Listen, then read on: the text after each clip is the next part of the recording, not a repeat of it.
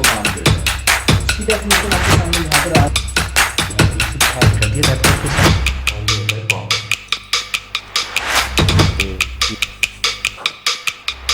तो ये circuit function block diagram है।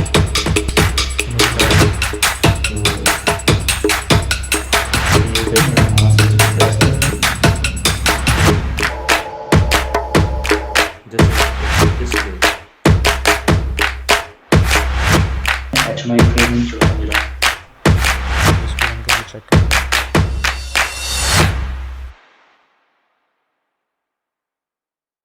अभी automationplay.com पे जाइए और ऑनलाइन कोर्सेज कीजिए PLC और IIoT पे, जिसके ऊपर डिफरेंट फ्री और पेड कोर्सेज अवेलेबल हैं, जिसके ऊपर आप कोर्सेज कर सकते हैं PLC, HMI और SCADA पे। और यहाँ पर मेरे YouTube चैनल पे जाके सब्सक्राइब कीजिए और ये फ्री लेसन्स और ट्यूटोरियल्स देख लीजिए।